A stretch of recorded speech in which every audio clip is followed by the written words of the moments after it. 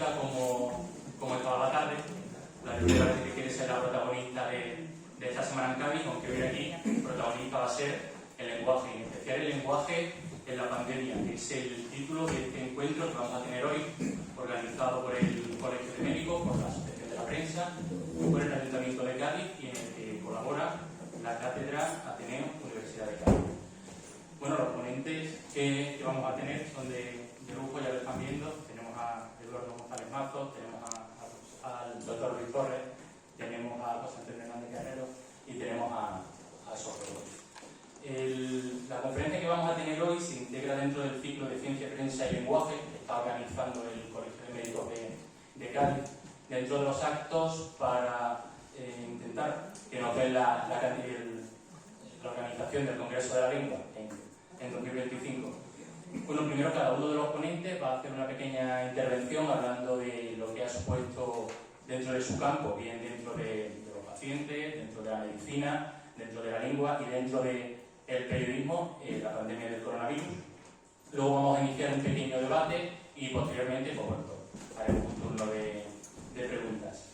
Y creo que si vamos a hablar de palabras dentro del lenguaje, tenemos que empezar por una de las personas que mejor domina el lenguaje en Cádiz, que es el profesor Hernández Guerrero, que, bueno, hacer una presentación de él, usted quiere que mire dentro del papel. Actualmente es catedrático emérito de Teoría de la Literatura Comparada de la Universidad de Cádiz, es miembro del Grupo de Investigación Retórica Cultural de la Universidad Autónoma de Madrid, es director del portal sobre retórica y poética de la Biblioteca Virtual Miguel de Cervantes, es director del Club de Letras de la Universidad de Cádiz y director de la revista Espetum. José Antonio. Muy buenas tardes. Muy bienvenido. Gracias. Dicen los periodistas, los técnicos, los médicos, según las últimas estadísticas, que el coronavirus se está yendo, no se está abandonando. A mí me gustaría que no se olvidaran las lecciones que con el coronavirus deberíamos haber aprendido. Los problemas humanos son complejos y debemos abordarlo desde las diferentes ciencias. Desde la física química, ¿no, Eduardo? Catedrático de química física o de física química, no lo sé muy bien. Desde la ciencia biológica, por supuesto, pero también desde las ciencias humanas y también desde nuestras acciones humanitarias. La superespecialización actual exige que todos los problemas, pero de manera especial los problemas humanos, la salud y la enfermedad, de manera más concreta, la abordemos interdisciplinarmente. El problema de hoy, y digo problema, lo subrayo, es la superespecialización. Cada uno nos hemos ido cada vez más dedicando a una parcela reducida, cada vez más reducida, y nos hemos ido alejando de que tenemos que dar respuesta conjunta a los problemas realmente humanos. Muchísimo más, después lo veremos, cuando estos problemas son el dolor. Aquí tenemos un súper especialista que se convierte para nosotros en sufrimiento, que es un problema físico-corporal, que es un problema mental, que es un problema social, económico, político, humano y humanitario, y que tenemos que resolverlo entre todos. Por esta razón, amigas, yo me congratulo y he agradecido y estoy participando aquí con muchísimo gusto porque he venido fundamentalmente, por cierto, la visión breve, ¿cuántos minutos? Para no pasar. Son 8 minutos. 8 minutos. Vaya por donde vaya. Hablaremos de micrófono como en los debates parlamentarios. Bueno, el coronavirus es un episodio corporal, mental, social, político, laboral, económico, humanitario y verbal. ¿Por qué verbal? Porque para ver, para interpretar, para valorar la realidad, la vida humana, es imprescindible manejar el lenguaje.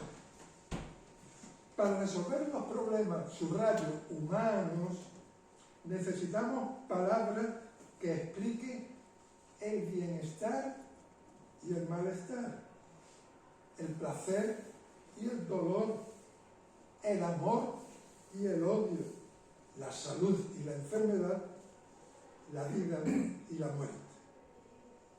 Las vivencias humanas, cuando las definimos con palabras, solo son humanas cuando las definimos, las captamos, las interpretamos y las valoramos con palabras. Las palabras, además, y esto hay que tenerlo muy en cuenta, por ahí hay algún especialista también, además de explicar la naturaleza de los objetos y de los comportamientos humanos, conectan y nos desconectan, nos unen y nos separan. La vida humana entera se orienta, se alienta y a veces se desorienta mediante el uso adecuado de las palabras. Algunas palabras iluminan, construyen, transforman, estimulan, alegran y curan. Y otras palabras destruyen, paralizan, entristecen, enferman y algunas, y en ocasiones, matan. No voy a explicar, lo advierto ya al moderador, los tecnicismos. Para eso está el médico y lo científico, y para eso está también para explicar cómo se ha transmitido a través de los medios de comunicación la periodista, la comunicadora. Ellos explicarán los tecnicismos, que probablemente es lo que más les interesa a todos ustedes. Pero las palabras en la medicina, si me voy a limitar a decir esto, ¿cómo se usa?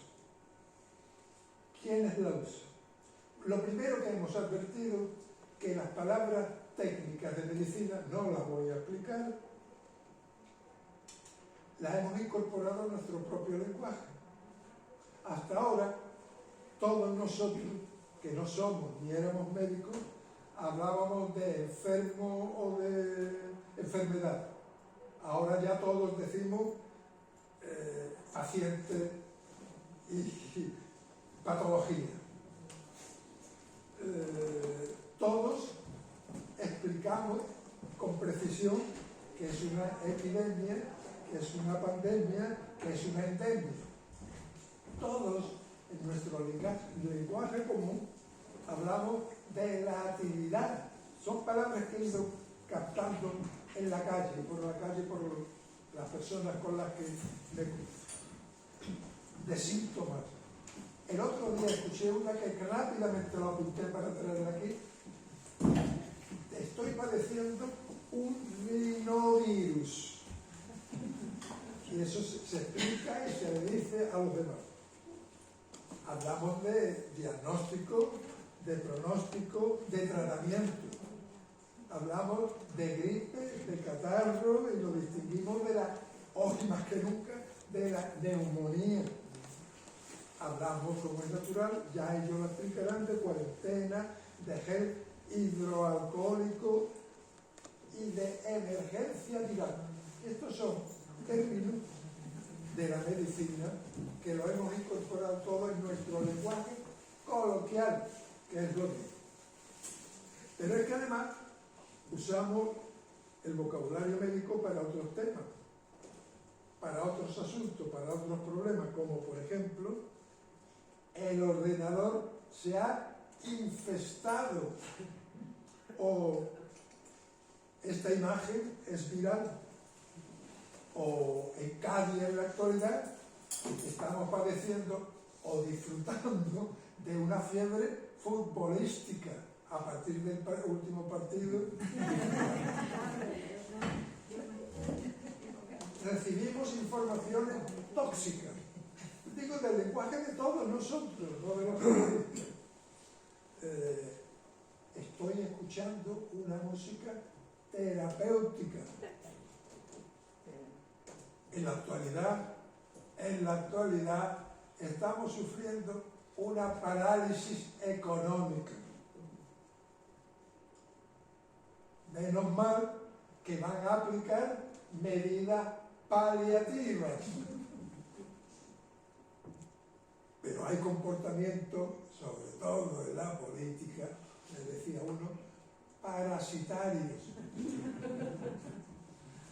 Vamos a ver si les aplican unas vacunas, y nos aplican unas vacunas que nos inmunicen. ¿Cuántos minutos? Digo que no me quiero pasar porque después me van a venir. Yo creo que la curva de incidencia ya de las palabras tiene que ir. Hay un término psicológico también, como psicosis, obsesión, trastorno, etcétera, etcétera, rápido.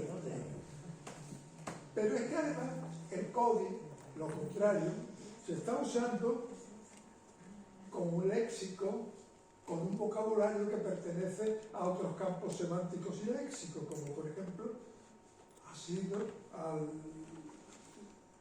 tiempo o a la atmósfera, una ola imparable, o un maremoto, o del fútbol. Ganaremos el partido, decía el otro día un amigo. Y o de la guerra de actualidad. Tenemos que luchar con esta guerra que está devastando el mundo.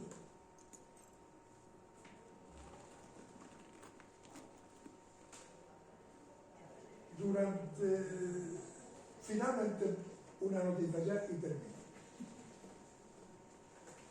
La palabra la voy a dejar para que reflexionemos, incluso para que la palabra del médico, de los sanitarios, de los profesores, de los periodistas, de los acompañantes a los que están sufriendo el coronavirus, además de explicar, han de estimular, aliviar y curar. El médico, los profesores y todos los profesionales que tratamos con seres humanos, me refiero a los químicos y a los físicos también, no son puros mecánicos, no arreglan solo un coche, no ponen un tornillo o una tuerca, sino que además deben tratar a partir de la atención permanente del destinatario a un ser humano. Por eso se llama médicos de atención primaria, y profesores deberíamos decir también, primaria, secundaria o de lo que sea. Deben escuchar sobre todo para después hablar. Y nada más. Muchísimas gracias.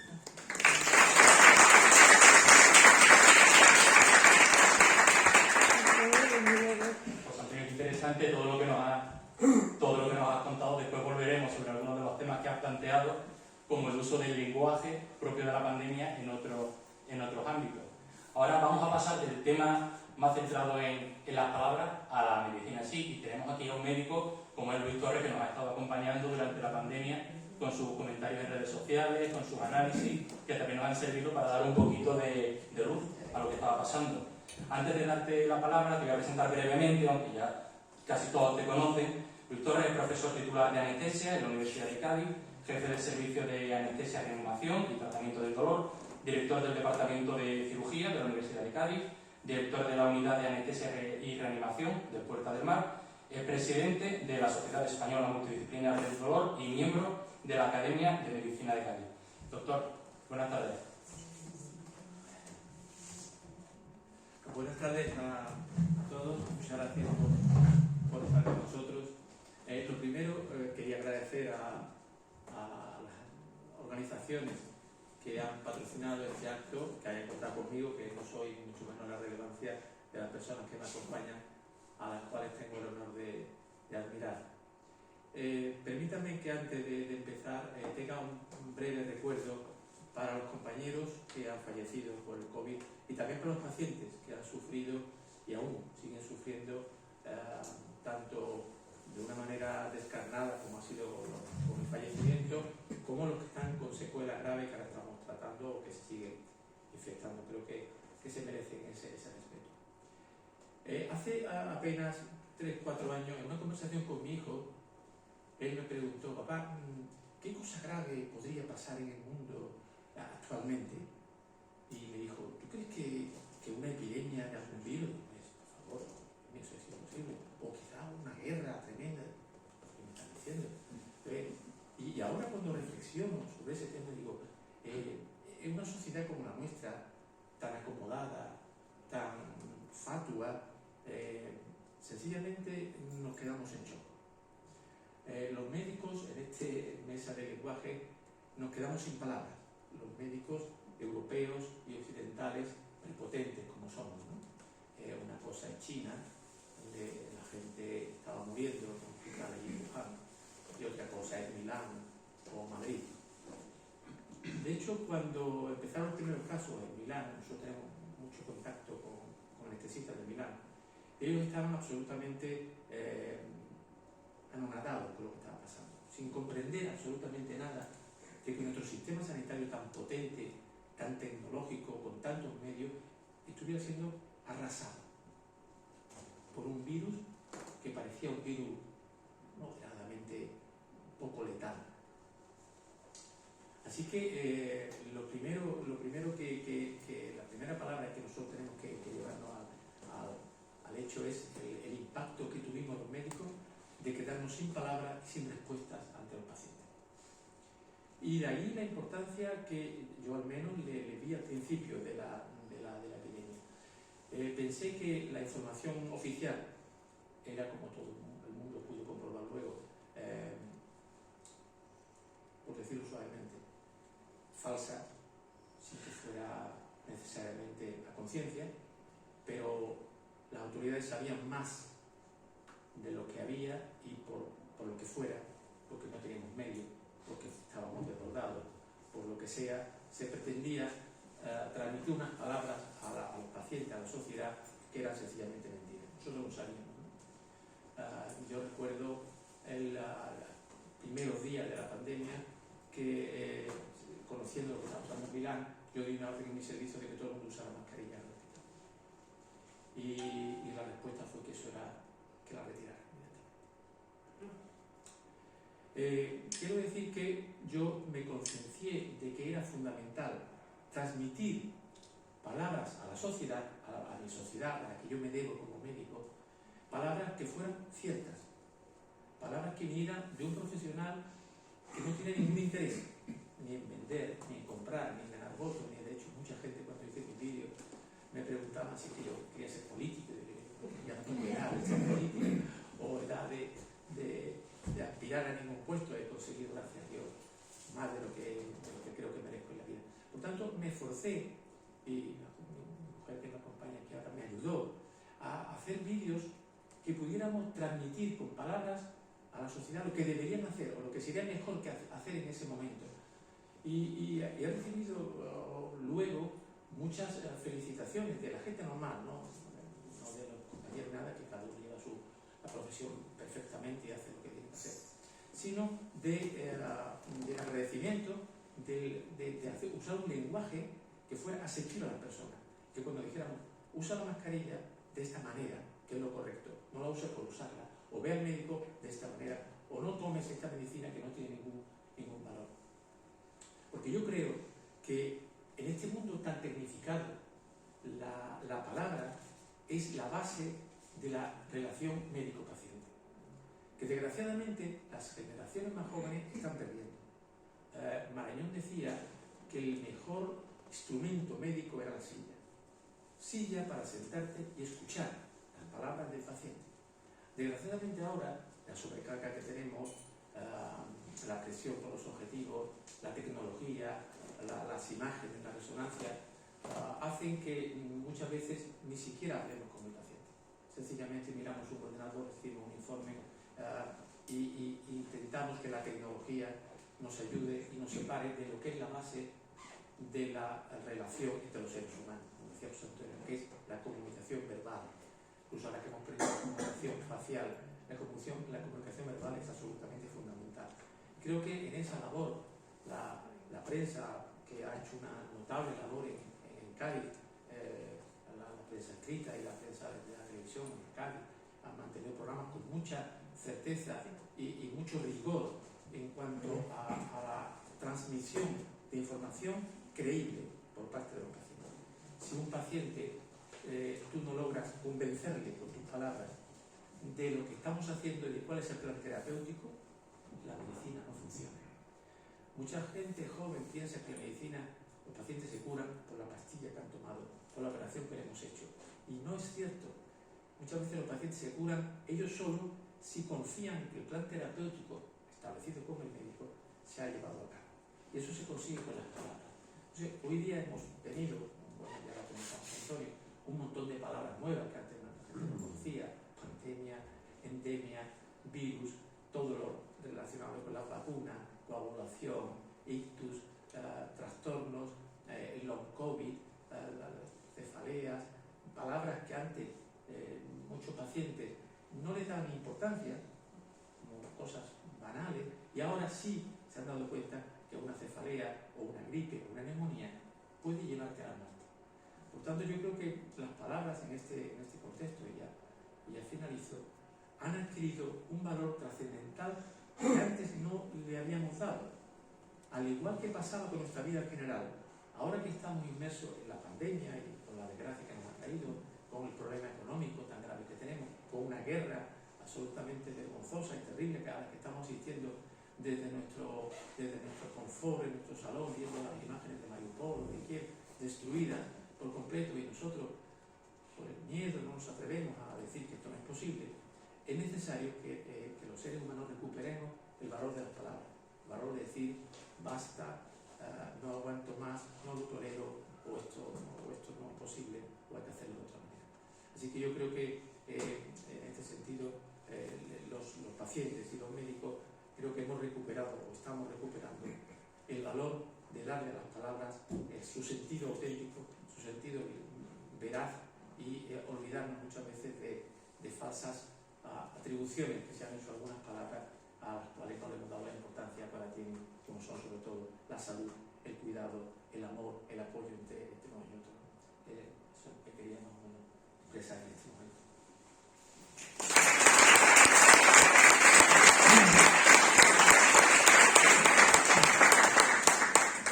Muchas gracias, doctor. Le confesaré que muchos periodistas veíamos sus vídeos, los que publicaban en redes sociales, para saber realmente lo que estaba pasando. Porque, como bien indicamos, muchas veces con las palabras de los políticos uno no termina de aclararse si estábamos bien, si estábamos mal y qué es lo que teníamos que hacer. Algunos de los vídeos, por ejemplo, el de la carga viral, que se explicaba lo que era la carga viral, que era como una sorpresa, pues no sé si va por ciento y pico mil visualizaciones, algo que es posible que me dan 100.000 personas. Y es porque cuando hablaba de carga viral la gente no sabía la importancia que tenía que te entren 1000 virus o te entren 10.000 virus. Si te entran 1000, a lo mejor tú luchas con eso, y te entran 10.000 porque estás sometido a una enorme carga viral, pues vas a fallecer. Algún mensaje tan sencillo hizo que mucha gente dijera: oye, voy a protegerme, que antes no lo hacía. Sí, también, como decía el profesor Hernández Guerrero, porque los médicos saben utilizar las palabras exactas, saben lo que significan muchas veces esas palabras. Pues ahora vamos a abordar cómo se ha visto la pandemia desde el punto de vista de los medios de comunicación. Y quizás si algunos de ustedes han visto los carteles que teníamos al principio, las primeras convocatorias, habrían visto que iba a hablar de medios de comunicación la compañera Virginia León del Diario de Cádiz, que iba a hacer una pequeña exposición de lo que había sido la prensa y el COVID. Y no ha podido venir precisamente porque tiene COVID. Entonces, desde aquí le mandamos un abrazo y le deseamos una pronta recuperación. Y le quiero dar las gracias especialmente a la compañera de Canal Sur, Soco López, que bueno, que dio el paso al frente y dijo, bueno, pues el puesto no se puede quedar sin cubrir y voy a hacer yo mi ponencia. Y antes de que hable, Soco, te lo presentan ligerísimamente. Ella es licenciada en periodismo por la Universidad de Sevilla y desde 2003 es uno de los rostros más reconocibles de Canal Sur. Lo habrán visto ustedes en infinidad de programas, en las desconexiones del Falla. Es experta universitaria en marketing político y comunicación institucional por la Universidad Internacional de Andalucía. Actualmente está realizando el trabajo de fin de grado de Ciencias Políticas y de Administración y además es vocal de igualdad de la Asociación de la Prensa, que nos acoge. Soco, muy buenas tardes. Muy buenas tardes. Bienvenidos a todos y a todas. Y bueno, me uno también a ese abrazo para mi compañera Virginia León. Ella me ha pasado sus reflexiones, se ha llevado los 2 años de pandemia escribiendo sobre COVID, como también otra compañera a la que saludo que está entre el público, a Pilar. Y en los medios de comunicación, José Antonio, no ocurre esa superespecialización, ojalá, porque somos aprendices de todo y maestrillos y maestros de nada. Entonces yo agradezco que por lo menos haya algunos profesionales que llegan a especializarse, porque esto daría para otro debate. En los medios de comunicación cada vez quedamos menos profesionales, están las plantillas cada vez más desiertas.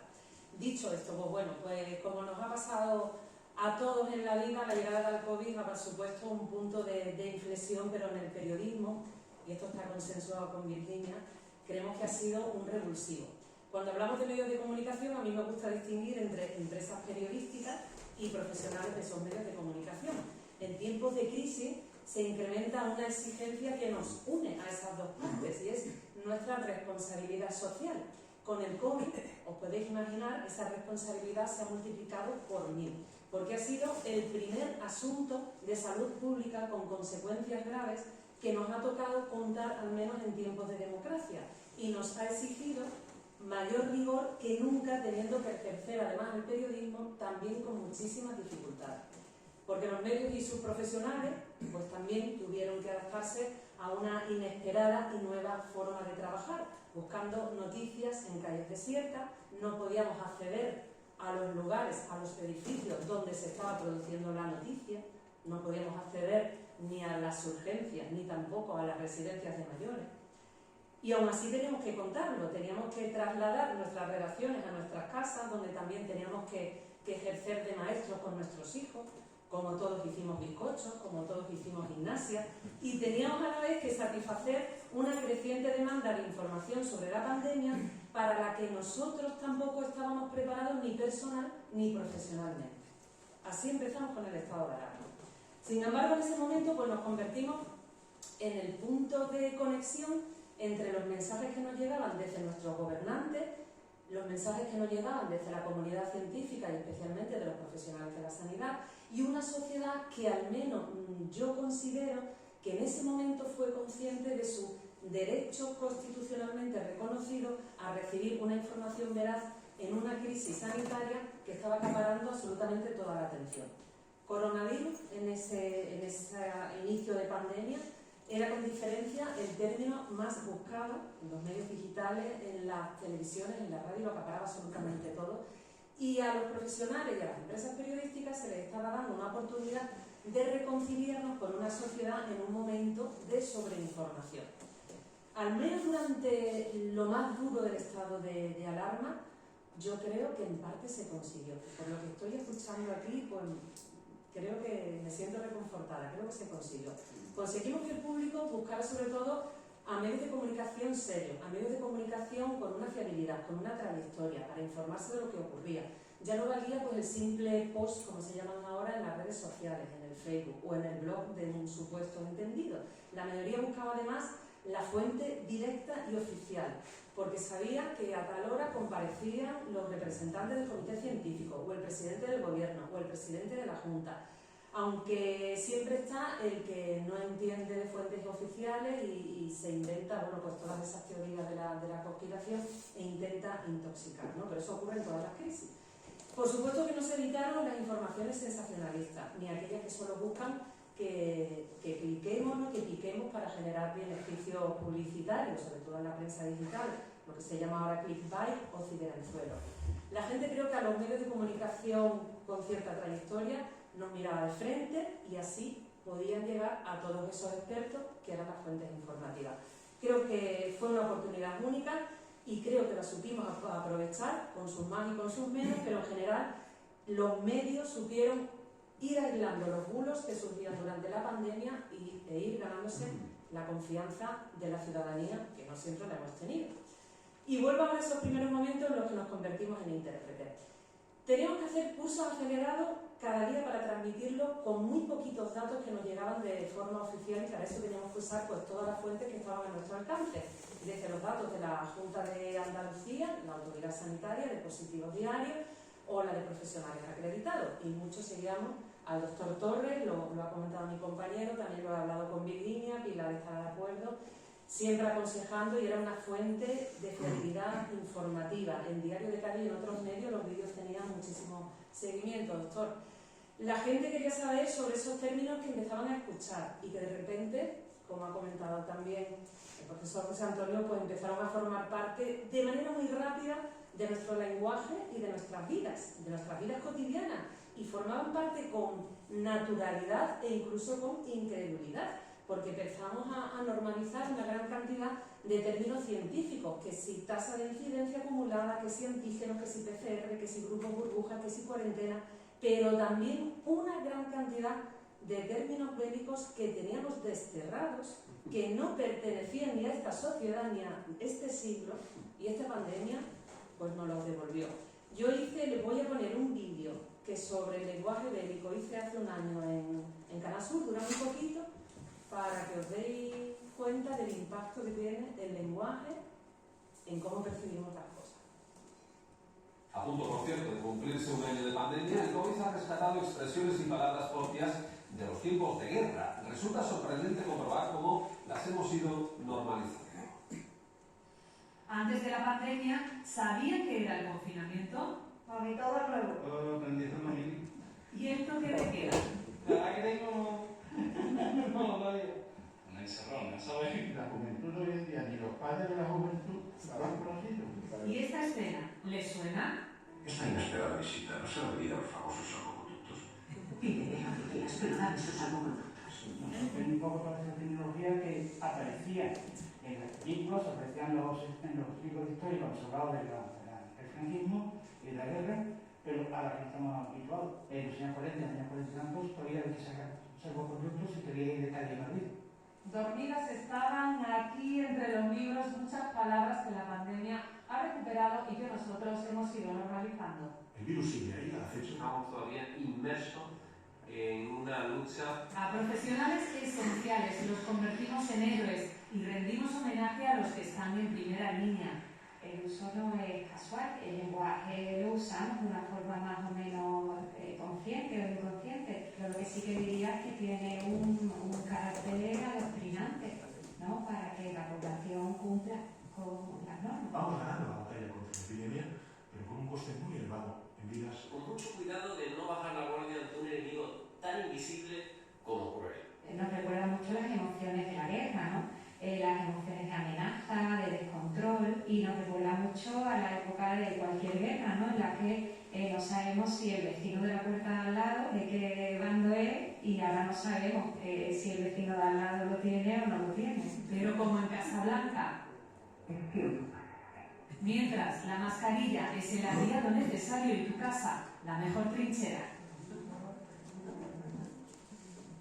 Bueno, pues se podrían haber cogido muchísimos otros ejemplos, pero me quedo con ese impacto que tiene este lenguaje bélico en nuestros gobernantes, cómo se nos iban trasladando ese lenguaje y cómo nosotros teníamos que ser los transmisores a una sociedad que cuando se asomaba a la ventana veía al ejército vigilando las calles y a profesionales con traje de astronauta desinfectando las calles. Vaya bofetada de realidad nos ha dado esta pandemia, haciéndonos ver lo vulnerables que somos, que decía el doctor al principio de su intervención. Pues imaginaros qué responsabilidad más grande la nuestra a la hora de trasladar ese drama que veíamos también en las residencias de mayores o en el Palacio de Cristal de Madrid convertido en una morgue. Y ahí el profesional de los medios se pregunta, ¿dónde ponemos el límite al derecho a la información? ¿Optamos por ocultar la realidad? ¿La dulcificamos? ¿La maquillamos?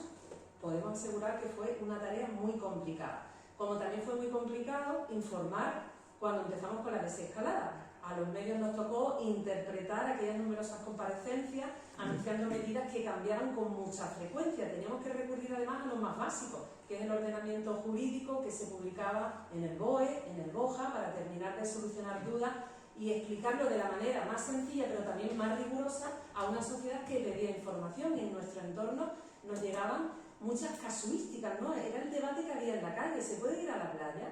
¿Puedo sentarme? ¿Puedo bañarme? Ya podemos juntarnos bien, pero ¿podemos comer? ¿Os acordáis cuando en Cádiz se llegó a anunciar que la policía local iba a vigilar desde la azotea para ver el número de personas que había en la playa? ¿Cómo podemos transmitir nosotros eso a la sociedad?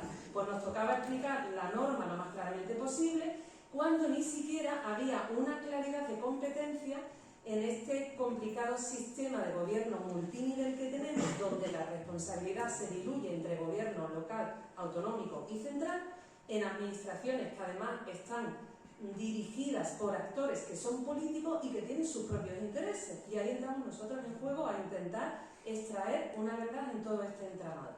Fue un momento de mucho estrés. Algunos nos habréis visto sensacionalista, otros nos habréis visto demasiado cautos, pues ni más ni menos era el reflejo del debate que había muchas veces en las redacciones, a ver hasta dónde llegamos.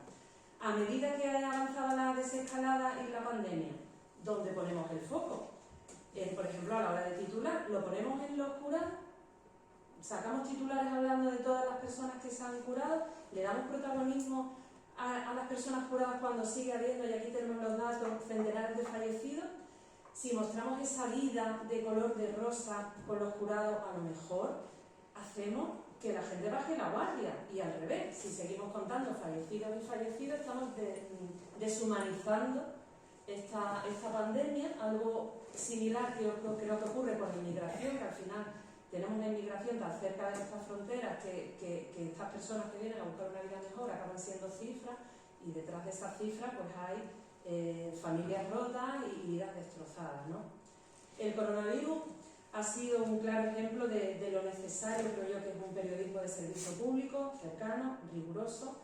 Hemos sido y seguimos siendo fundamentales, aunque la ciudadanía no lo quiera reconocer, porque se siguen magnificando, es verdad, y ocurre en todas las profesiones, también con la comunidad científica. Se siguen magnificando los errores y se minimizan los aciertos cuando lo hay, ¿no? Pero nosotros tenemos que seguir con nuestro compromiso por la verdad, de eso no me cabe ninguna duda. El COVID es verdad que ahora el índice de incidencia ha bajado, que otras desgracias como Ucrania ocupan la primera plana, pero sigue siendo un tema que demanda muchísima información, y ahí tenemos que seguir haciendo un periodismo riguroso. También le pido a la sociedad que sea responsable y que deseche contenidos o programación que solo buscan el espectáculo.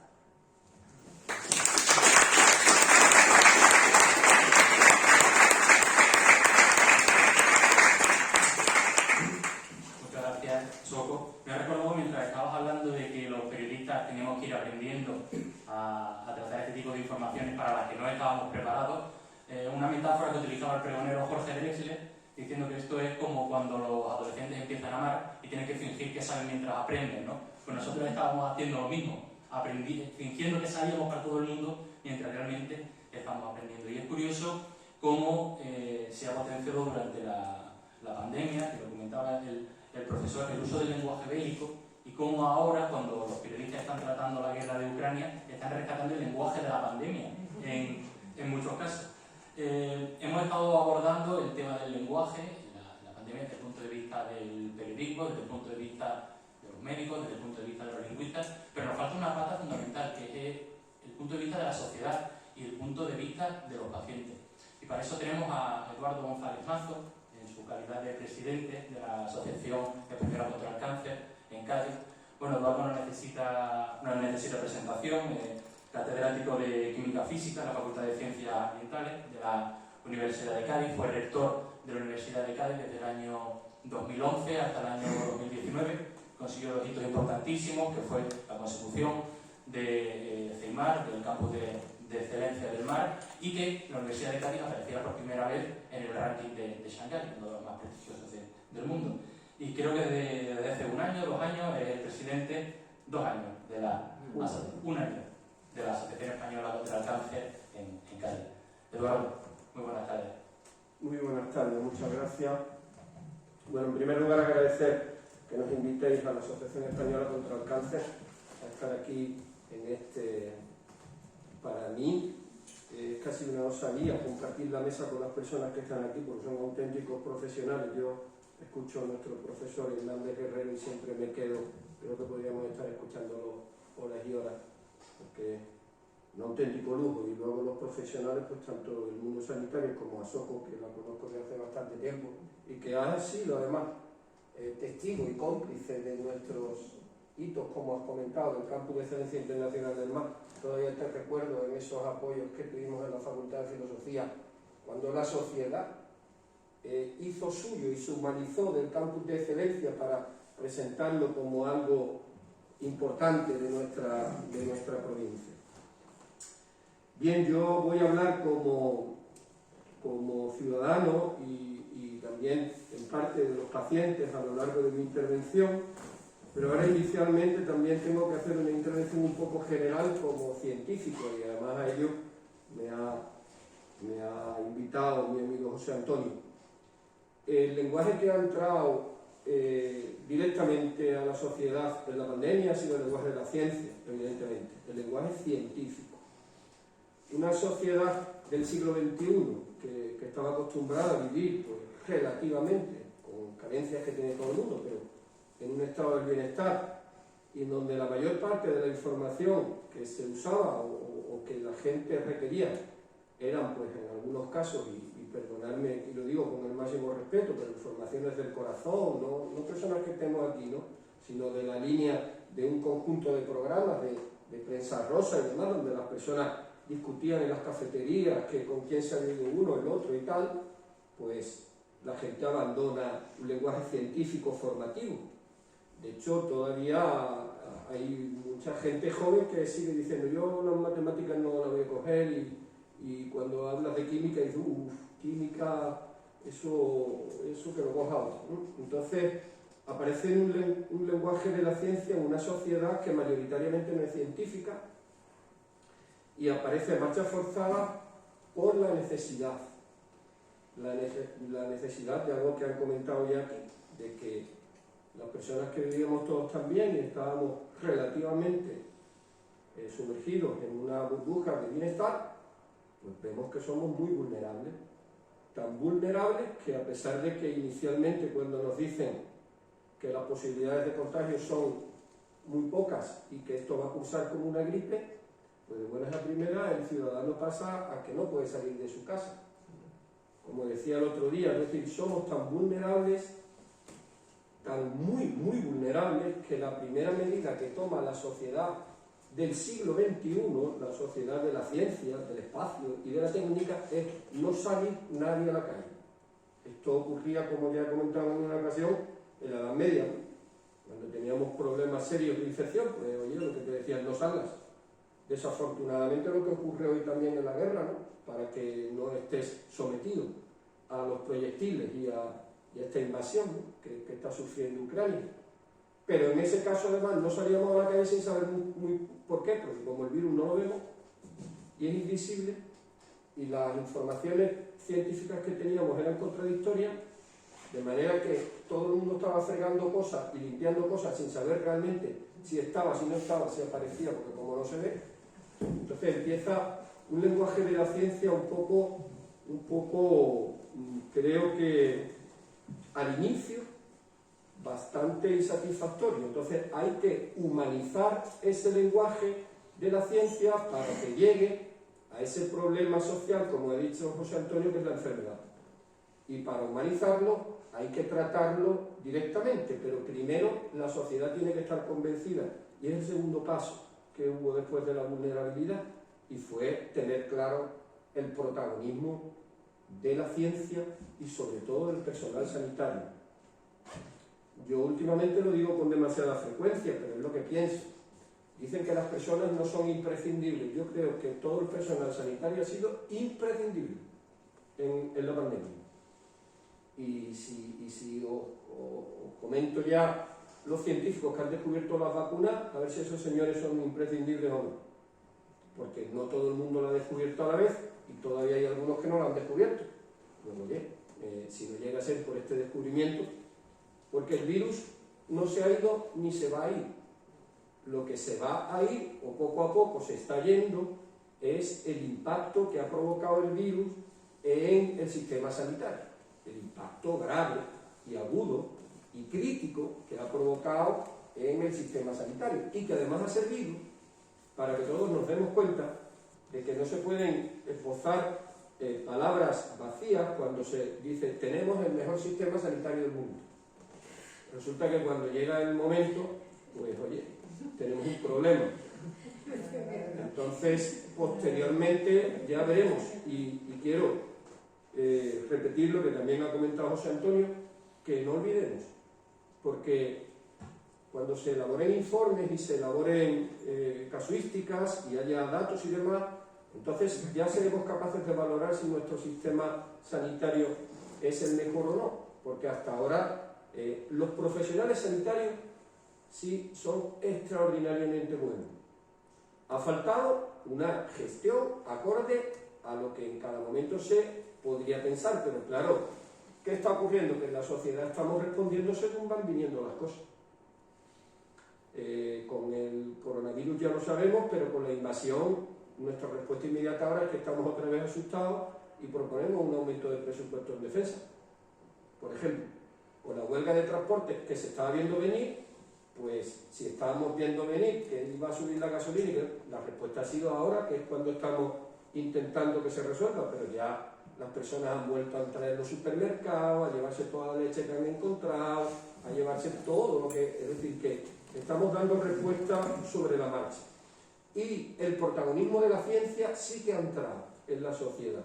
Y sí que ha llegado, creo que para quedarse, porque hemos visto que es importante que los científicos tomen las riendas de este tema. Yo creo que el periodismo ha hecho una labor maravillosa, porque además, cuando no sabía, ha buscado a profesionales que sabían. Miguel ha estado contando, pero también en la tele y en muchos medios hemos visto a los que utilizaban los puzzles, las piezas del Lego, los colores, para explicarle, para humanizar y explicarle a las personas algunos temas técnicos que no se entendían. Yo, como representante de la Asociación del Cáncer, pues tengo que decir que estas cosas científicas también le ocurren a los pacientes, porque previa pandemia, ahora la pandemia y posteriormente, pues cuando uno recibe un diagnóstico, recibe un conjunto de cosas alrededor que son complicadas de entender, porque el médico tiene que utilizar su terminología, evidentemente. ¿Cuál es la diferencia? Que como se estaban produciendo esa cantidad de contagios, que ya creo que vamos por más de 11 millones, y esa cantidad de fallecidos, que ya vamos por más de 100.000 fallecidos, pues había que darle la información a todo el mundo de manera muy rápida, para que todo el mundo conociera más o menos las palabras claves, y se ha ido un poco a poco intentando humanizar determinados términos para que las personas lo entiendan y lo puedan asimilar. Y la tercera parte por la cual este lenguaje ha entrado en la sociedad es porque los valores humanos de la responsabilidad, de la generosidad, la solidaridad han aflorado por sí mismos.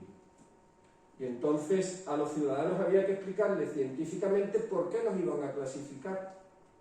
A nosotros nos han clasificado a todos. Es decir, usted primero, usted más tarde, usted después, por ejemplo, desafortunadamente, y esto yo lo digo con el máximo respeto porque es lo que he visto en los medios y se ha explicado, pero no lo sé, también creo que para el uso de los respiradores, en su día. Ha habido una clasificación para esto, ¿no? Entonces, luego ha habido otra clasificación para las vacunas. ¿Y cómo se ha aportado a la población? Creo que con unos valores humanos, yo creo que para todo el mundo, de una manera encomiable. salvo deshonrosas excepciones, que como, bueno, y que además los medios de comunicación afortunadamente las han denunciado, porque a mí me parece de justicia que a todo el que se cuela y a todo el que hace tropelía, por lo menos se le conozca, y al menos tenga que dar la cara. Y en eso los medios también han estado, creo que, insistiendo, ¿no? Y esa humanización ha llevado incluso a que determinadas normas de comportamiento que podrían ser impensables, pues ya no lo sean, como por ejemplo una persona que antes fumaba en una terraza y evidentemente lo hacía según normativa, pues ahora se levanta de la terraza para fumar en un espacio que esté alejado de la terraza. Y eso ha sido porque el lenguaje científico ha explicado que el virus se transmitía también en el humo del tabaco. Y curiosamente, ese lenguaje científico que ha hablado de protección ha calado, en este caso de la pandemia, mucho más que en otros casos, como por ejemplo los enfermos de cáncer. Todavía no ha calado en muchas personas que el fumar provoca cáncer, y está demostrado. Pero claro, como parece que al que le toca es al de al lado y no a ti, pues mientras tú te fumas tu cigarrito, pues, sin embargo, cuando al fumador se le dice que se tiene que poner una mascarilla para protegerse del COVID, se la pone. Yo, de hecho, habréis visto a alguno que va fumando y pega las dos últimas caladas y se pone la mascarilla y hace esto, ¿no? Entonces, ese comportamiento ha llegado hasta el final, ¿no? En muchos ciudadanos. A mí, ¿qué me gustaría transmitir? Pues que la ciencia es una parte de la vida de todos que tiene que ser mayoritariamente conocida y que ahora continuemos con ese lenguaje científico de cara a que el ciudadano vaya entendiendo y además vaya valorando lo que se hace. Yo creo que hoy en día, por ejemplo, gracias al lenguaje científico y al valor de lo que han hecho los científicos, nadie discutiría un aumento de presupuesto en ciencia. Y eso ha llevado gracias a que las personas, el que habla de ciencia ya entiende de ciencia y por tanto comparte la ciencia. Y ese compartir lleva a que las personas, todos no nos sentimos ajenos a cuando se pide más presupuesto. Ya espero que poco a poco el científico no vaya siendo la persona que está en su laboratorio, escondida, ratita de laboratorio, sumergida en su investigación. Y definitivamente, las personas han encontrado la utilidad de la ciencia. Porque a veces se hace una ciencia que no transforma o que no transfiere directamente a la sociedad y sirve para algunas cosas que las personas no palpan. Bueno, pues esa ciencia que las personas no palpan es la ciencia básica que al principio no se entiende, pero que después da lugar a la ciencia aplicada. Y esa ciencia básica del ratón de laboratorio, que está todo el día ahí, es la que posteriormente da a la ciencia aplicada y finalmente da lugar a las vacunas, que es donde las personas han detectado ese aspecto, ¿no? Por tanto, mi invitación a que el lenguaje científico siga formando parte de nuestra vida. El lenguaje bélico ya lo forma, y ahora desafortunadamente todavía más, pero el lenguaje científico lo humanicemos para que el humano se sienta como yo creo que se ha sentido en el caso de la pandemia, ¿no? Se ha sentido más humanizado, si cabe, como consecuencia de los comportamientos y actuaciones que ha tenido que llevar a cabo. Imaginaros que estos valores no los hubiéramos aceptado y que sabiendo cómo se sabe que en este mundo el poder, el dinero, la posición, imaginaros que esto hubiera saltado todo por los aires con el tema de las vacunas. Afortunadamente creo que la sociedad, al menos en España, que es donde yo conozco, salvando deshonrosas excepciones, se ha conformado con un humanismo importante, ¿no? Y entonces se han mezclado ciencia, salud, humanidad, humanismo. Creo que al final, desafortunadamente, con todos los fallecidos que ha habido, lo importante es, como decía José Antonio, es no olvidar y recordar el valor positivo que de esto hemos aprendido.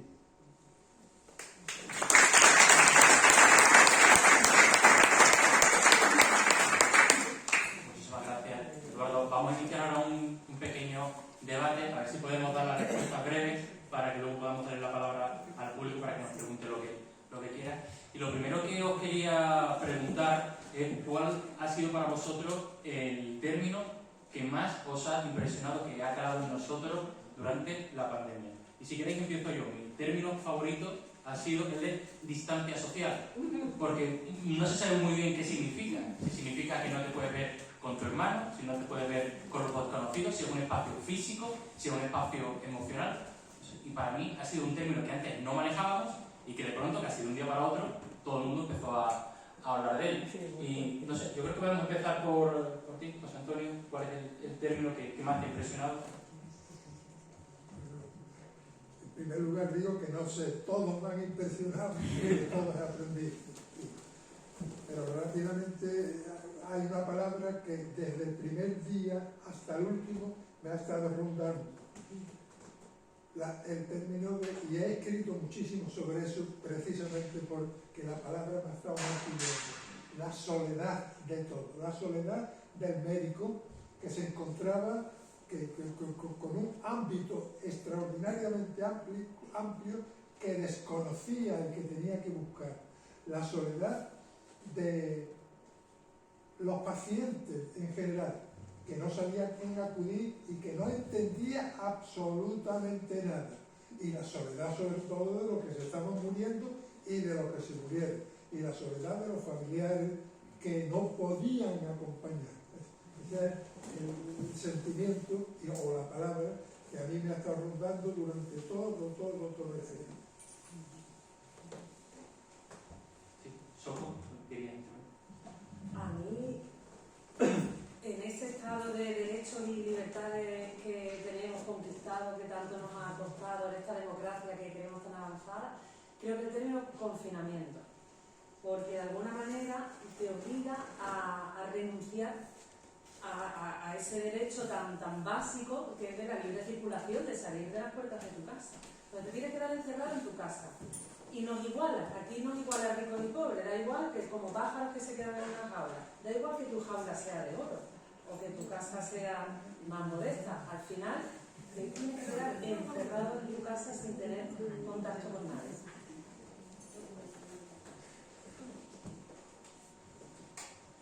Bueno, primero quería contestarte a lo que tú has comentado de la distancia social. Yo eso es algo que combatí porque era justo exactamente lo contrario de lo que necesitábamos. Necesitábamos distancia física, que no tiene nada que ver con la distancia social.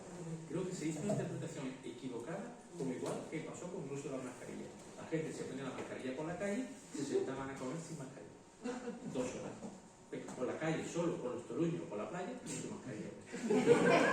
Me siento con 6 amigos, los que no conozco, me la quito y bebo cerveza, canto, hablo durante 2 horas. Entonces, esos errores son los que han conducido a gran parte de los problemas que tenemos. Pero, contestando a tu pregunta, para mí hay 4 palabras clave. Son 2 S y 2 C. La primera es soledad. Nunca en la medicina habíamos tenido que alejarnos de los pacientes para dejarlos morir solos. Nunca. En la medicina, en la historia, incluso en las peores epidemias. Y en esta nos vimos obligados a que el paciente muriera solo, sin su familia, aunque la familia quisiera, y sin la presencia de un médico o de una enfermera a su lado para cogerle la mano. Eso ha sido para mí algo devastador. Y para los sanitarios, muchos han quedado en shock ver morir a una persona sola absolutamente y que la enfermera no supiera si se había muerto, si no se había muerto, dónde iba a ir. Eso fue terrible en los primeros momentos. Segundo ha sido la segunda palabra es solidaridad. Al lado de esa soledad había una solidaridad increíble. Los primeros días la gente nos llamaba al hospital, te regalo nuestros coches, te hacemos mascarillas, hacemos gafas, hacemos gratis. La solidaridad fue impresionante. Luego 2 palabras con C, la ciencia, que ha comentado Eduardo. La ciencia ahora ha adquirido el valor real de la gente, ya no es científico aislado que hace cositas chorras, sino que una chorrada durante muchos años condujo a la vacuna, ahora en 6 meses. Ciencia. Y segundo, comunicación. Creo que la comunicación que durante previamente pues, se ha banalizado, como comentaba también Eduardo, en las televisiones ha abusado de la palabra, ahora se ha dado valor a la comunicación que la prensa ha hecho rigurosamente, demostrando lo que había que hacer, comunicando lo que había que hacer, diciendo la verdad aunque fuera dura. Así que soledad, solidaridad, ciencia y comunicación para mí son las palabras clave. Bueno, yo simplemente un comentario primero. El tema de distancia social en Cádiz rápidamente se tradujo con échate para allá, porque lo decía mucha gente. A lo mejor cuando uno se acercaba un poco más decía échate para allá, échate para allá.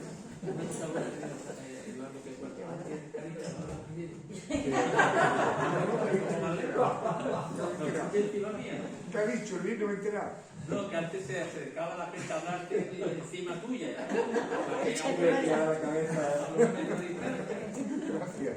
Bien, yo en cuanto al término, como vengo representando a la Asociación Española contra el Cáncer, voy a aprovechar también un poco y deciros que para nosotros el término que nos parece que debemos recordar es el término test, sobre todo porque con los test PCR y con los test de antígeno se han salvado muchas vidas. En otros casos se ha liado el tema, ¿no? Pero una persona sabía que cuando se hacía un test de antígeno y le daba positivo, era positivo, y por tanto no tenía que reunirse con nadie. Sin embargo, cuando le daba negativo, también decía, pues no lo tengo, y ahí había un problema, porque los de antígeno ya sabemos que tienen falsos negativos. En cuanto al test PCR, ese era claro cuando te daba, y bueno, había algunas veces por algún tipo de manipulación, pero por todo lo que ocurre en los ensayos y en la analítica científica, por algunas interferencias, ¿no?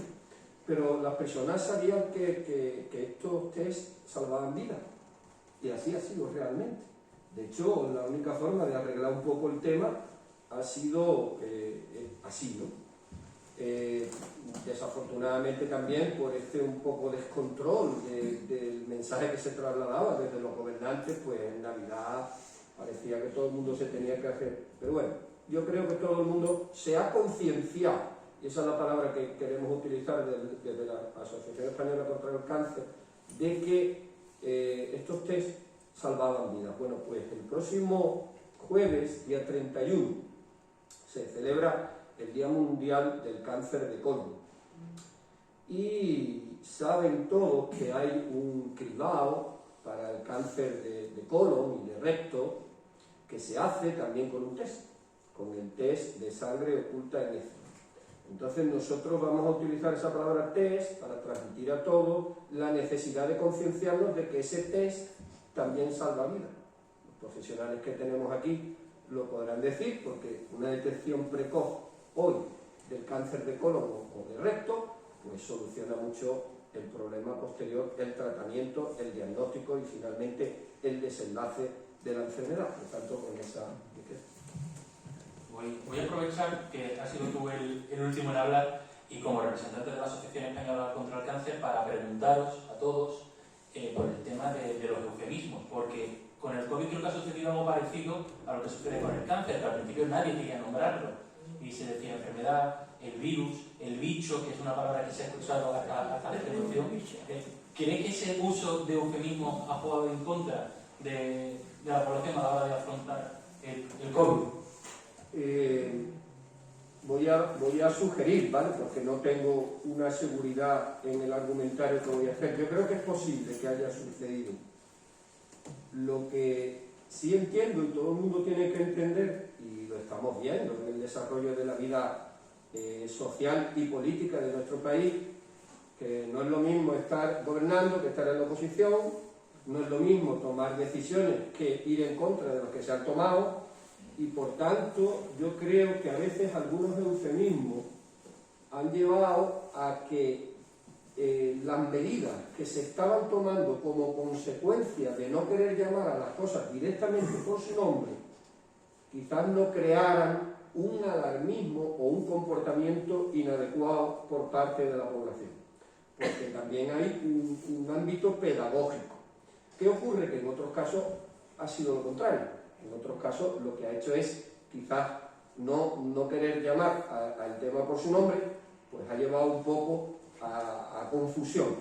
Pero que no tengo una opinión del todo formada, porque al que le toca tomar la decisión es al que le toca, y las propuestas que hacen y la terminología que emplean, desde luego tiene que tener un cierto sentido. Luego a veces no es engañar, sino buscar un efecto pedagógico en determinadas cosas. Podríamos ver varios ejemplos, pero seguro que los profesionales, en el caso de Miguel, tienen más ejemplos que yo.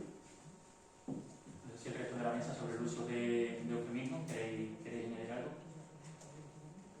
Sí, bueno, yo, sí, más que eufemismos, creo que lo que ha pasado es que vivimos en una sociedad donde hemos cedido nuestra libertad al Estado en general, ¿no? Nuestra educación, sistema sanitario, nuestra seguridad, que cuando alguno de esos pilares falla, la sociedad no está preparada. O sea, todo el mundo confía en el sistema sanitario, ¿no? Que vamos a poder ir al médico cuando queramos, y de pronto no podías ir al médico, no ya curarte, sino ir al médico. Entonces, claro, cuando una sociedad recibe un shock de ese tipo, los gobernantes, que son los que te iban a asegurar tu vida, tu seguridad, tu dinero, tu pensión, tu vejez, tu muerte, te lo aseguran todo porque le hemos cedido esa capacidad. Pues cuando el gobernante no puede hacerlo, no le queda más remedio que intentar decir, bueno, no hace falta la mascarilla, porque como no tengo mascarilla, no hace falta la mascarilla. No hace falta hacer el té, porque no tengo los té. ¿Cómo le dice a esta gente que el té sigue estupendo, pero no lo tengo? Claro, una sociedad acostumbrada a que yo quiero tener un maestro. Eso es engañar, claro. Eso no es un feliz, claro, exactamente, porque no te queda más remedio que usar algo para decir, tú confiabas que con tus impuestos la seguridad estaba asegurada y resulta que no lo está. Tú ahora pasa con la paz, ¿no? Creemos que la paz está asegurada y ahora resulta que los tíos te hablan, bueno, a lo mejor tiramos una bomba atómica. Sí, bueno, estamos pensando que a lo mejor usamos gases químicos. O sea, tú te quedas controlado. Tenemos una respuesta, ¿dónde la tenemos? ¿Sabemos cómo protegernos nosotros, a los que estamos aquí en esta sala, ante un ataque nuclear? No tenemos ni idea. Tenemos medios, tenemos trajes, tenemos, como os digo, no teníamos traje EPI, no teníamos mascarillas, no teníamos básicos, teníamos respiradores. Una sociedad europea que gasta el dinero, bueno, a millones de cualquier manera. Entonces, claro, había que usar eufemismos, mentiras, como dice algo un poco más joven y más atrevido. Eufemismo para que la población al menos aceptara el castigo sin mucho remoto. Sí, o sea, entonces quería añadir. En relación a eso, yo quiero indicar que hay incluso una terminología en el ámbito médico, creo, que es verdad soportable. O sea, para ser sincero, estricto y verdadero, al paciente que va a ver al médico o a cualquier especialista de cualquier materia, no se le puede decir, usted tiene una enfermedad que se va a morir mañana. Rápido. Desde mi punto de vista, creo yo se lo he indicado algunas veces en charlas con los médicos, lo primero, antes que el diagnóstico, por ejemplo, le tiene que decir, este tratamiento lo va a mejorar, vamos a ver dentro de unos días. Lo que usted tiene un trastorno que ya le iré explicando, pero quiero saber cómo le va a resultar este tratamiento, que es buenísimo. O sea, decirle al paciente que sale de la mesa de operación inmediatamente, lo que he descubierto en su interior no se lo puede usted imaginar. Se va a morir inmediatamente. No estoy exagerando, que en ocasiones ha ocurrido. Entonces tiene que emplear el lenguaje adecuado, pedagógico, como ha dicho muy bien Eduardo, para que él capte, interprete que no está bien, que está mal, pero que poco a poco puede por lo menos mejorar durante un tiempo, porque en última instancia todos nos vamos a morir también. Esa máxima de que la palabra cura, ¿no? Como cuando la madre le dice al niño lo de sana, sana, culito de rara, lo que está haciendo es con las palabras intentar calmarlo. Los médicos saben muy bien que las palabras de verdad, en parte, curan. O sea, la prueba está. Una misma pastilla se le da a dos pacientes con el mismo diagnóstico y uno, me decían en el hospital, se muere a los 15 días y otro llevo 2 años viendo y tenía el mismo diagnóstico.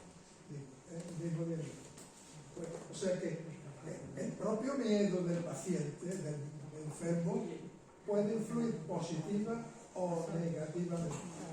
Hay unos descubrimientos que me explicó el catedrático entonces de biología de la facultad. que había descubierto en una charla que yo estaba dando justamente sobre esto, que había descubierto unas células que con determinados estímulos psicológicos se suicidaban cerebrales, se suicidaban y empeoraban desde luego todo el cuadro médico, todo el cuadro médico. Por lo tanto, el lenguaje hay que tener muchísimo cuidado, porque es muy fácil decirle, usted tiene un cáncer, pero antes explíquele incluso lo que es un cáncer. Y como hoy, empiece por lo positivo, que es muy fácil, que del cáncer de mama hoy se supera tanto por ciento. Y con este tratamiento que yo le voy a poner, usted va a ser una de las afortunadas.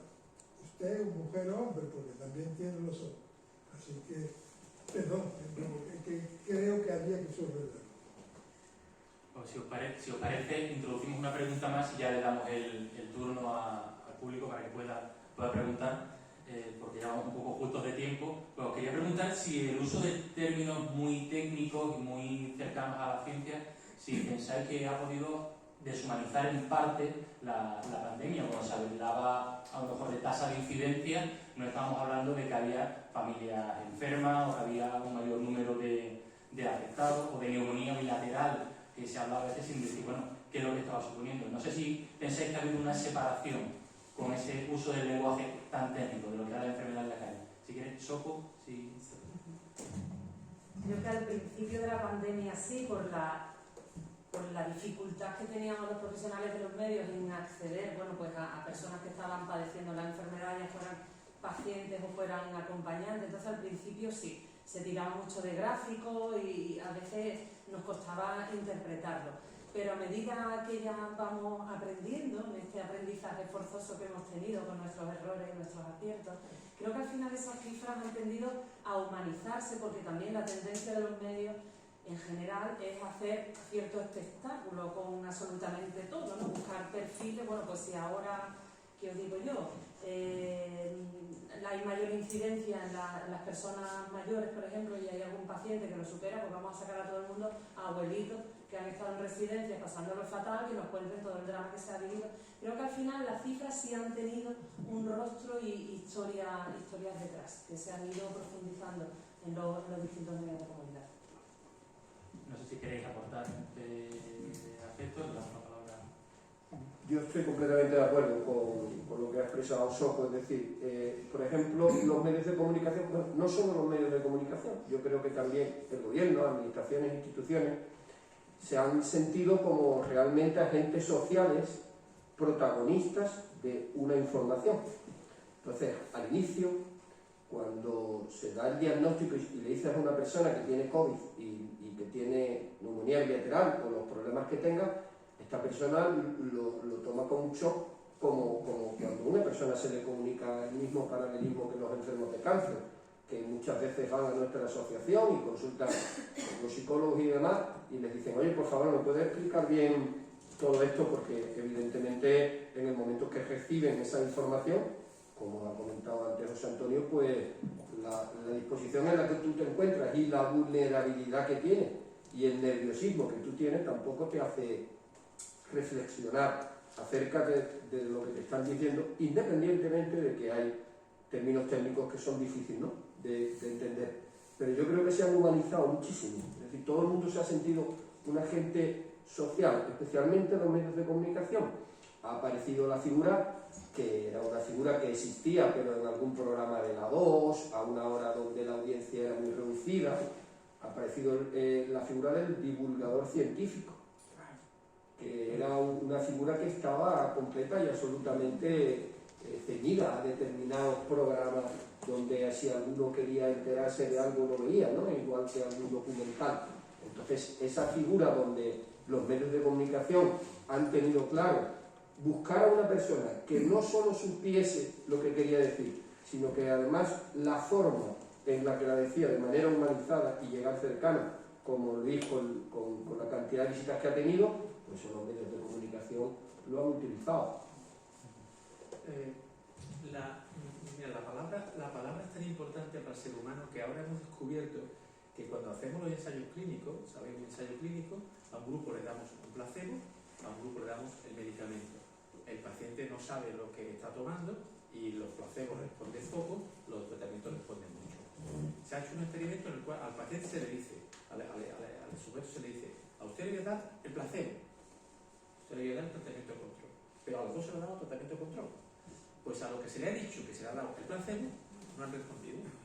O sea, era más importante la palabra de lo que tú creías que te estaban dando que lo que te estaban dando. Para que veas la potencia que tiene la palabra en el ser humano, es algo fundamental. Por eso, en el sentido de lo que tú preguntas, el lenguaje médico tiene que ser tremendamente adaptado a la persona a la que tú estás curando.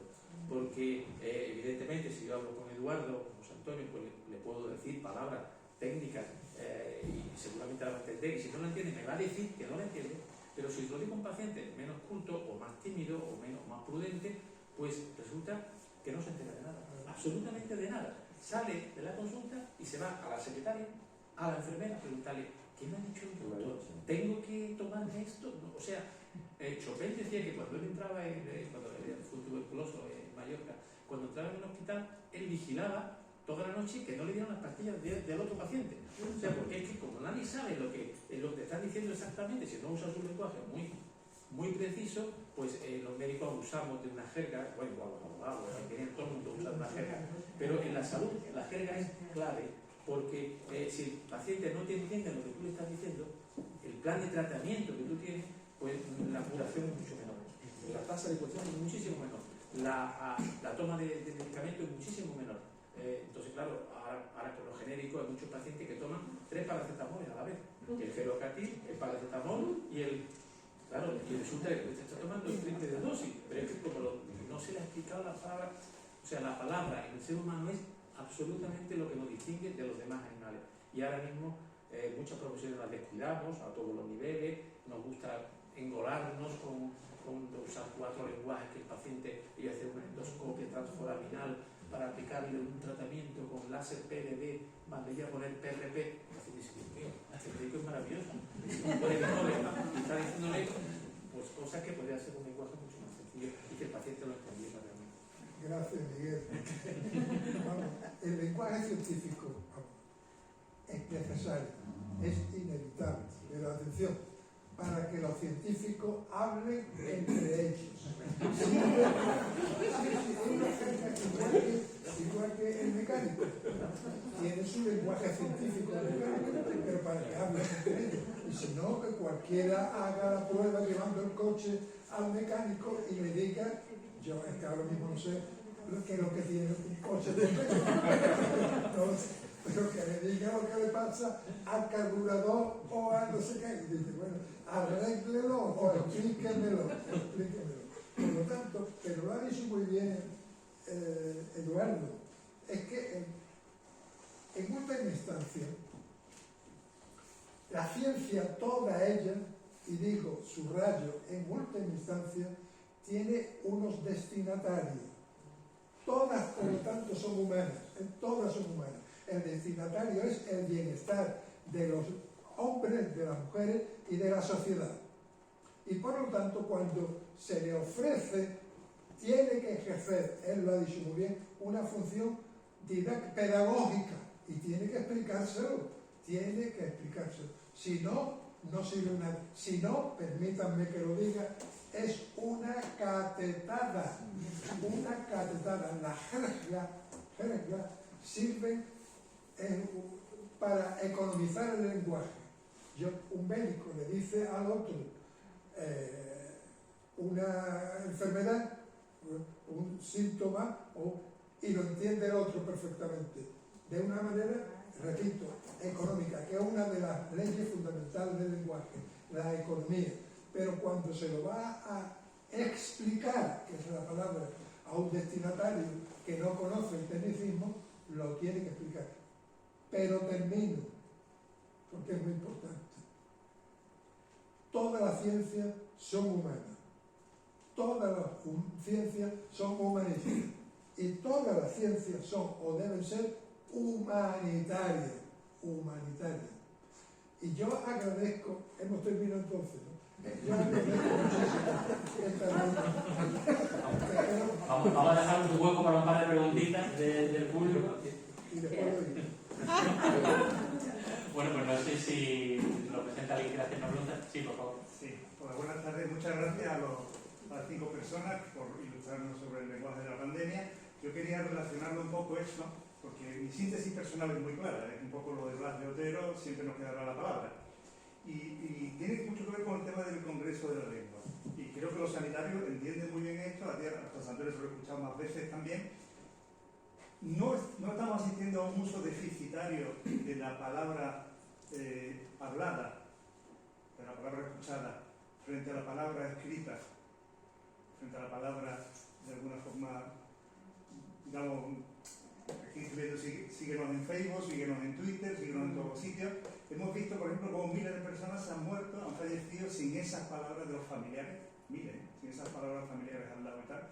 Algunos médicos han podido hacer algo en la UCI y tal, pero la palabra dicha, la palabra hablada, la importancia que tiene, me parece que se está perdiendo mucho frente al lenguaje escrito. No sé si es así. Yo sí tengo una respuesta a la palabra hablada en los españoles. En los españoles. Si vas mucho a Sudamérica y nos oyen hablar, por ejemplo los mexicanos, te dicen muchas veces, dígamelo suavecito, porque nuestro lenguaje es brutal, digo los españoles. Hablamos muy fuerte, muy, no diría soez, pero muy fuerte, muy agresivo. La palabra es de los españoles y ahora más que estamos muy cabreados, somos en el escrito, tú no lo haces, tú te controlas, pero cuando hablamos muy agresivos, los españoles de España, y seguramente en el sur quizás un poco más, con palabras excesivamente fuertes que no sé si transmiten lo que queremos decir, pero hacemos demasiado énfasis en palabras demasiado fuertes. Yo me voy a atrever un poquito a contestar, Está aquí la persona que para mí usa la palabra pues, de lujo, ¿no? Pero yo me voy a atrever un poquito a contestar porque sí que lo he pensado esto que has comentado en alguna ocasión. Yo no utilizo casi nada las redes sociales, muy poco. Y como profesor, por ejemplo, cuando hemos tenido que dar las clases online donde yo estaba delante de una pantalla de 40 o 50 chicos donde la mayor parte estaban sin la imagen y yo lo que veía era un circulito con una letra, también sufres un poco, ¿no? Pero en la parte escrita, por ejemplo, del Twitter, yo creo es importante la economía del mensaje, pero en este caso es que es muy escueto, entonces no explicas nada. Entonces lo que en muchos casos hace es que confunde, porque cuando estás hablando, a la vez que estás hablando estás explicando. Y te preocupa mentalmente de que tu explicación lleve un hilo conductor. Cuando escribes, lo que, bueno, hoy eso lo saben los medios de comunicación, la persona más aventajada y que responde más rápido en Twitter a cualquier tema de actualidad es el que está en número 1. Y ese que responde hace 6 palabras. Entonces, es tan pequeño y es a la vez tan confuso lo que transmite que es evidente lo que está diciendo. Yo estoy completamente de acuerdo. Sí, por favor. Yo suelo explicarlo de una manera poco científica. Digo poco científica, pero es una metáfora. Es necesaria la presencia física, la presencia. ¿Por qué? Ahora viene la explicación. La cara no es el espejo del alma, punto suspensivo. Es el alma. Es el alma. O sea que todas nuestras sensaciones, nuestras emociones, nuestras respuestas, las estamos dando simplemente con la expresión del rostro, de una manera incontrolada, hasta tal punto que la palabra articulada, la palabra verbal, engaña, puede decir lo contrario de lo que yo pienso y de lo que yo siento, pero el rostro no, el rostro no. Por eso tenemos que intentar dominarlo, haciendo que el rostro sea una palabra que estoy repitiendo todos estos días, amable. De ahí viene la simpatía, sufrir con el otro, alegrarse con el otro, sintonizar con el otro. Esto es comunicar. Y la palabra entonces, con la misma pronunciación, es una manera de darle cuerpo, la voz, una manera de darle cuerpo a las ideas, pero sobre todo a las emociones. Pues creo que tenemos tiempo para dos preguntas más. Una pregunta por usted y Antonio.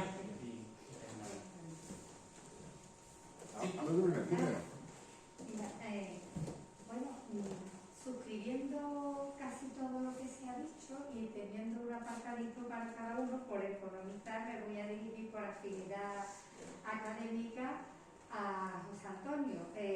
Mira, todo lo que hemos hablado del lenguaje técnico, que además se ha separado su lenguaje científico, el lenguaje médico, con lo cual yo no estoy de acuerdo. Yo creo que incluso la pandemia, bueno, pues los antiguos griegos vieron aparecer una pandemia en Etiopía, no le echaron cuenta, porque de aquí que llega aquí, esto no va a pasar, se les vino encima, mató a la población, la mitad de la población de Atenas, entre ellos el Pericles, que inventó la democracia. Los médicos se morían con los pacientes, puesto que convivían con los pacientes. Hemos hablado de lenguaje técnico y además de pedagogía. Vamos a ver, pedagogía no es lo mismo a lo que se refirió Juan Antonio, de suavizarle, José Antonio, ¿verdad? Suavizarle al paciente el impacto que pueda tener psicológicamente sobre él, que nos adoctrinen los políticos o nos filtren como si fuéramos bobos o no tuviéramos capacidad de pensar en el siglo XXI, donde hay una superespecialización, donde hay medios que tratan de rascar la verdad, o sea, digamos, son dos tipos de pedagogía. Pero yo tengo una pregunta para José Antonio, que es, y bueno, si vosotros estáis de acuerdo, si sabéis de ello o os interesa el tema. Yo creo que hay un déficit brutal en la enseñanza del mundo clásico, de las humanidades clásicas. Cualquiera que supiera un poco de raíces griega y latina entendería el 95% de los términos médicos y científicos de la física. ¿Qué es la física? Physis en griego. Entonces, veo que, y además la capacidad de criterio racional, de análisis de las cosas, y veo que a lo mejor, mi pregunta es, ¿no crees que hay un déficit en este estudio tan grande que ha llevado a esto, a que nos tengan que adoctrinar para que pensemos, a que tengan que ocultarle a los periodistas que intentan los pobres a ver cómo podemos rascar algo de verdad contra la competencia de todo el que se arroga en fin, una noticia en internet que vete tú a saber? Una respuesta yo la voy a crear todavía. Yo tengo déficit de todos los conocimientos que tiene esta señora especialista en la materia. Ese señor de todas las asignaturas. O sea, y por esa razón le voy a contestar de otra manera además.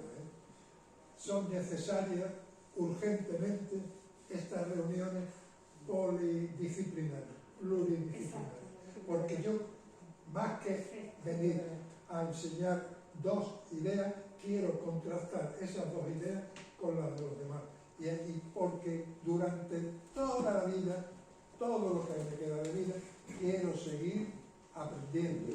Como escuchando y discutiendo con tantísimos científicos, tantísimos humanistas como hay a mi alrededor. Por supuesto, de la ciencia clásica, humanidades clásicas, digo ciencia y también, pero por supuesto de todas las demás ciencias. Somos efectivamente unos ignorantes y por eso la fórmula que hemos empleado me parece ideal y necesaria. Yo, antes que nada, felicitar la mesa porque yo creo que está quedando como se suele aquí en Cádiz de lujo, ¿no? Y yo me atrevería a, ya que tú has preguntado el término con el que la palabra que identificaría el tema de la pandemia, yo pondría una palabra que tiene un doble sentido, la palabra memoria. La memoria inmunológica nos va a salvar, pero la memoria de los políticos probablemente nos hunda dentro de 4 o 5 años. O sea, la política es de hoy para mañana y normalmente actúan de acuerdo a la situación que tienen en ese momento. Probablemente, cuando, como bien ha dicho Eduardo, el virus se va a quedar con nosotros, se descubrirá una vacuna que nos la pongan en octubre, cuando lo mismo que la vacuna de la gripe, con un intervalo de 2 semanas, y nos olvidaremos un poco del COVID. Pero nos olvidaremos, la ciudadanía seguirá acordándose de eso, pero los políticos se van a olvidar, ¿no? La memoria de los políticos es tan corta como que probablemente de una elección a otra las prioridades sean otras. Entonces yo aquí, la palabra memoria inmunológica porque nos va a salvar, y la memoria política, porque la memoria política es escueta, cortita y falta de rigor. No sé si alguien en la mesa quiere añadir algo más. A mí una de las cuestiones que jamás me había preguntado en mi vida profesional, que tampoco, vamos, llevo 25 años así ejerciendo el periodismo, el presupuesto que se dedica a la ciencia en mi país. Es algo que a mí, ni como contribuyente me había planteado, lo digo aquí sinceramente, me avergüenza un poco reconocerlo.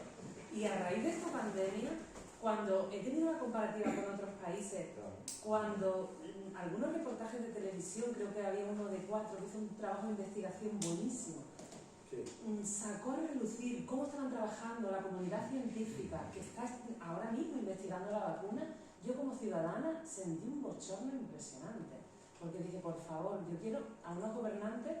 Estaba comentando el doctor Torres antes lo vulnerable que nos sentimos cuando el papá de estado de bienestar le vimos que hacía agua por alguna rendija, como era la sanitaria, de la que es verdad que comparativamente podemos sentirnos bastante orgullosos, ¿no?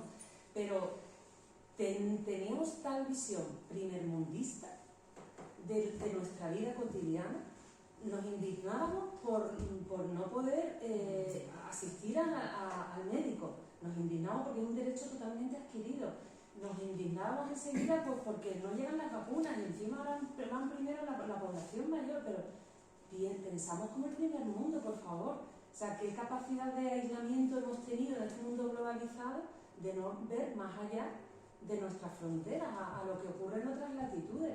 O sea, somos unos privilegiados y no sabemos gestionar nuestros privilegios. Para mí es el primer aprendizaje de todo esto. Tengo que intervenir. Me alegra mucho que saquemos esto en la mesa y que reconozcas además este olvido que tiene la sociedad sobre la ciencia. Cada vez que me tocaba preparar un pequeño discurso, lo que tiraba siempre era de los datos de presupuestos y hacía una comparativa con Europa y con el resto del mundo de lo que en España se presupuesta de ciencia. Pero ese programa que dices además dejaba muy patente algunos aspectos que todo el mundo tiene que conocer. Es decir, muy posiblemente las personas que han descubierto esta vacuna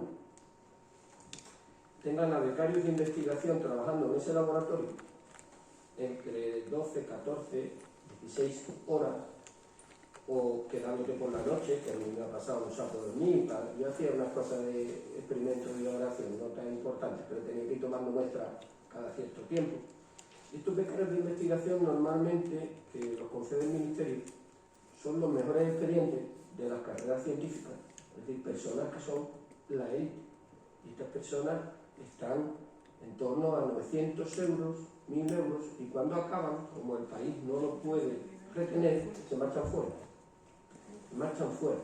Y esto es algo que hemos dicho, inauguraciones de curso, venga, cada vez, bueno, ha llegado la pandemia, ha tocado, bueno, pues a ver si ahora aprendemos. Pero a ver si aprendemos también con nuestros médicos, que el otro día lo decía, vamos a defender nosotros a nuestros médicos, porque ellos no se van a defender nunca. Los médicos siempre dan soluciones, nunca han dado problemas. ¿Alguien de aquí conoce alguna huelga de médicos? Y todo el mundo se enfada con un médico luego cuando tiene algún problema y no sabe que no es el médico, es el sistema. Por eso las agresiones que están habiendo y lo que están sufriendo.